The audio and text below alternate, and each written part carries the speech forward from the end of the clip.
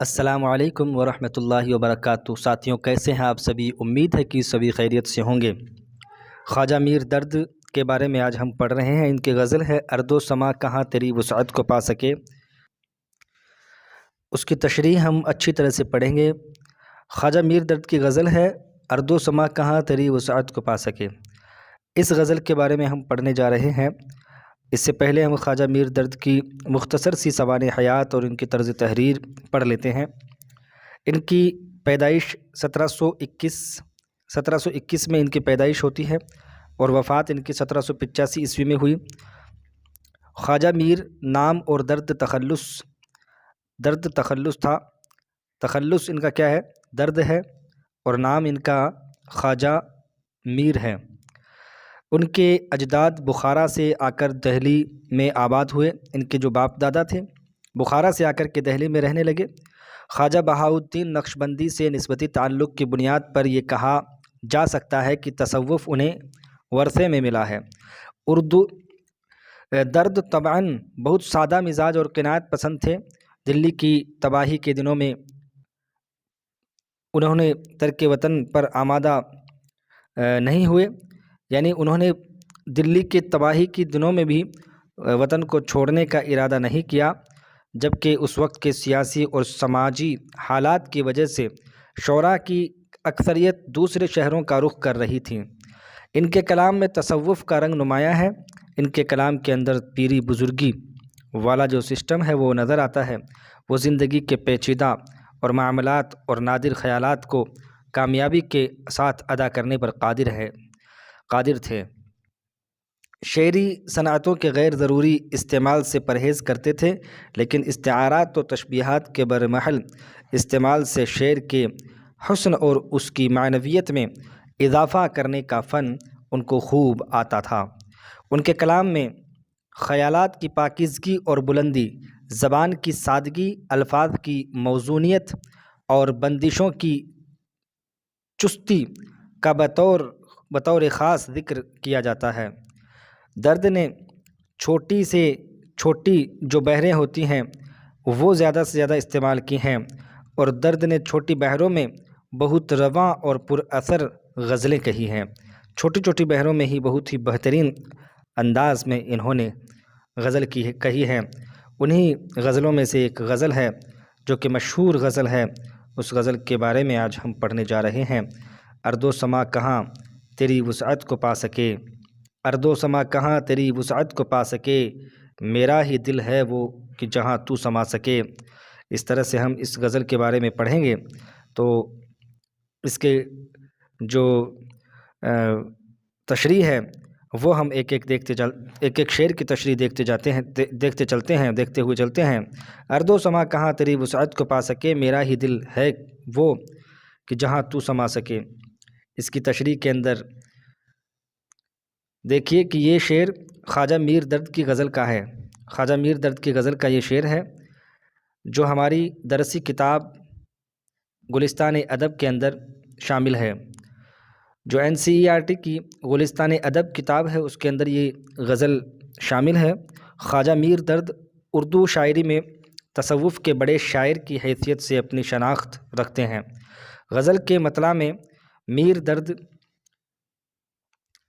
فرماتے ہیں کہ زمین اور آسمان کے مطلع آپ جانتے ہیں، غزل کے جو دونوں شعر ہم قافیہ اور ہم ردیف ہیں، اس وجہ سے اس کو مطلع کہا جاتا ہے، اور اسی وجہ سے اس مطلع کے اندر درد فرماتے ہیں کہ غزل کے اس مطلع میں فرماتے ہیں کہ زمین و آسمان کی وسعت و لمبائی اور چوڑائی بھی خدا کی ذات واحد کو اپنے اندر رسا نہیں کر سکتی، لیکن خدائے بزرگ نے عاشق کو عشق کے سبب وہ دل عطا کر دیا ہے کہ اس میں ہر چیز سما جاتی ہے، یعنی عشق کرنے والوں کا دل اس قدر وسیع اور اس قدر چوڑا ہوتا ہے کہ جو لامحدود ہے، جس کی بزرگی اور عظمت بے حد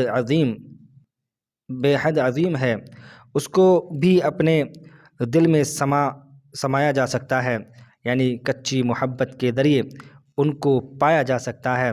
یہ شعر عشق حقیقی کے جذبات کے شاندار ترجمانی و عکاسی کرتا ہوا نظر آتا ہے، اور اسی طرح سے اگلا شعر دیکھتے ہیں کہ وحدت میں تیری حرف دوئی کا نہ آ سکے، وحدت میں تیری حرف دوئی کا نہ آ سکے۔ وحدت یعنی اکیلا ماننا، ایک ماننا، اور دوئی کا مطلب دو ماننا۔ وحدت میں تیری حرف دوئی کا نہ آ سکے، آئینہ کیا مجال تجھے منہ دکھا سکے۔ یہ خواجہ میر درد اس غزل میں کہتے ہیں کہ عشق حقیقی کا جلوہ، عشق حقیقی یعنی اللہ سے عشق کرنا، اور عشق مزاجی جو ہوتا ہے وہ اپنے محبوب سے کسی سے عشق کرنا، تو یہ یہاں عشق حقیقی کا جلوہ دکھا رہے ہیں اور فرماتے ہیں کہ خدا، اے اللہ، اے مالک، تیری واحد ہونے، تیرے ہے یہاں تیرے واحد ہونے، تیرے ایک ہی ہونے، تیری وحدانیت سے کوئی بھی انکار نہیں کر سکتا، اور تیری ذات ایک ہے، کیونکہ اگر آئینے میں بھی دیکھا جائے تو تیرا عکس نظر نہیں آ سکتا، کیونکہ کوئی یہ بھی نہیں کہہ سکتا کہ وہ دیکھو آئینے میں دوسرا خدا ہے اور اس کی ذات تو دوسری الگ ہے، یعنی دوسرا خدا آئینے میں موجود ہے، جبکہ ایسا ہو ہی نہیں سکتا، کیونکہ اس طرح خدا کو دو سمجھنے کا بھی خیال کسی کے دل میں نہیں آ سکتا، اور آئینے کی مجال بھی نہیں ہے کہ وہ اس کا عکس دکھا سکے۔ خدا واحد تھا، واحد ہے اور واحد رہے گا، واحد یعنی ایک۔ اسی طرح سے قاصد نہیں یہ کام تیرا اپنی راہ لے، یعنی اے قاصد، اے پیغام پہنچانے والے، یہ کام تیرا نہیں ہے، تو اپنا راستہ لے لے، اس کا پیام دل کے سوا کون لا سکتا ہے، یعنی دل ہی اس کا پیغام لا سکتا ہے۔ قاصد جو ہوتا ہے، پیغامبر جو ہوتا ہے، جو پیغام پہنچانے والا ہوتا ہے، اس کو کہا جا رہا ہے کہ اے قاصد، اے پیغام پہنچانے والے، تیرا کام نہیں ہے یہ پیغام پہنچانا، تو اپنا راستہ لے لے، اس کا پیغام دل کے سوا کون لا سکتا ہے، یعنی خدا کا پیغام میرا دل جو خود کا دل ہے اس کے علاوہ کون لا سکتا ہے۔ اس طرح سے انہوں نے یہ بات بیان کی ہے۔ تھوڑے سے اس تشریح کو بھی ہم پڑھ لیتے ہیں کہ اس شعر میں شاعر تصوف خواجہ میر درد کو کہتے ہیں، فرماتے ہیں کہ کوئی بھی قاصد خدا کا پیغام کبھی بھی نہیں لا سکتا، یہ کام صرف اور صرف اس خدا نے دل کو ہی عطا کیا جس دل میں محبت ہوگی۔ محبت کیا ہوگی؟ واحد ہوگی، ایک ہوگی، یعنی خدا کی ذات سے سچا عشق رکھتا ہوگا، جو ہر ایک شے میں خدا کا جلوہ دیکھ لینے کی صلاحیت عظیم رکھتا ہوگا، اس کا دل ہی خدا کا پیغام و پیام لا سکتا ہے۔ عشق مزاجی یعنی دنیاوی محبت کے اعتبار سے اس کا مطلب یہ ہے، یعنی عشق حقیقی کا مطلب بھی بیان کیا ہے، اور عشق مزاجی کے اعتبار سے بھی اس کا مطلب بیان کیا جا رہا ہے کہ عاشق ہی اپنے محبوب کے دل کی کیفیت کو ہر حالت میں سمجھتا ہے، وہ اس کی ہر خواہش کا احترام کرتا ہے، ہر لمحہ اس کی خوشی کا چاہتا ہے، اس لیے محبوب کے دل کا پیغام لانا قاصد کے بس کی بات نہیں ہے، وہ تو صرف دل ہی لا سکتا ہے جس میں محبت ہو۔ اس لیے اے قاصد، تو اپنی راہ چلا جا، اپنے راستے چلا جا، دل ہی اس کا پیغام لانے کے لیے کافی ہے۔ اسی طرح سے اگلا شعر دیکھیے، یہ اگلا شعر، یا رب یہ کیا طلسم ہے ادراک و فہم یاں، دوڑے ہزار آپ سے باہر نہ جا سکے۔ یہ طلسم کا مطلب کیا ہے؟ جادو ہے۔ ادراک و فہم کا مطلب کیا ہے؟ سمجھنا، سمجھ بوجھ۔ دوڑے ہزار آپ سے باہر نہ جا سکے۔ خواجہ میر درد اس میں کہتے ہیں کہ اے رب، ہمارے عقل و شعور کس قدر بھی اپنی دوڑ لگا لیں مگر تیری ذات کے آگے کبھی نہیں جا سکتے۔ کہ اے ہمارے مالک، اے خالق، تو کیا ہے اور تیرے علاوہ کون ہے اور کیا ہے۔